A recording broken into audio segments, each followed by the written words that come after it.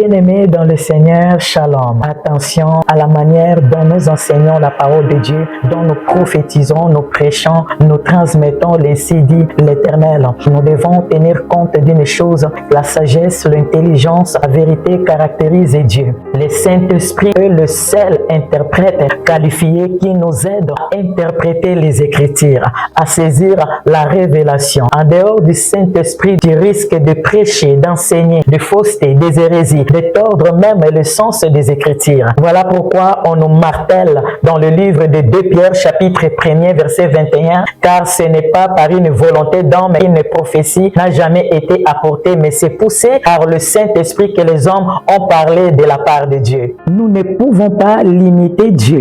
Nous ne pouvons pas prêcher Dieu selon nos propres pensées. Nous ne pouvons pas interpréter la parole de Dieu selon nous-mêmes. Dieu s'interprète lui-même. La Bible dit que l'Esprit de Dieu nous révèle la profondeur de Dieu, car seulement le Saint-Esprit de Dieu sonde la profondeur de Dieu. Nous devons savoir également que Dieu est au-delà de notre entendement. Il est au-delà de notre imagination. Il est au-delà de nos pensées. Peu importe le niveau intellectuel que tu as, Dieu est au-delà de toutes ces choses. Lorsque tu limites Dieu par ta manière de penser, bien-aimé, tu risques de discréditer Dieu. Tu risques de diminuer sa grandeur, de limiter son action, non seulement pour ta propre vie, mais pour toutes ces personnes qui t'écoutent. Tu fragilises alors leur foi. Laissons alors l'Esprit de Dieu se mouvoir, nous communiquer la pensée de Dieu, mettre lui-même l'ainsi dit l'Éternel dans nos bouches, afin que nous puissions sauver les âmes du Seigneur.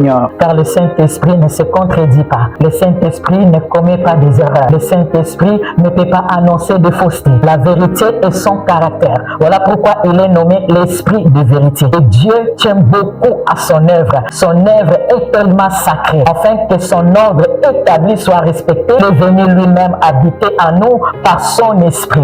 Et il est au milieu de nous. Voilà, il nous met en garde, bien-aimés. Dans le livre de Apocalypse, chapitre 22, à partir du verset 18. Je le déclare à quiconque entend les paroles de la prophétie de ce livre. Si quelqu'un y ajoute quelque chose, Dieu le frappera de flots d'écrits dans ce livre.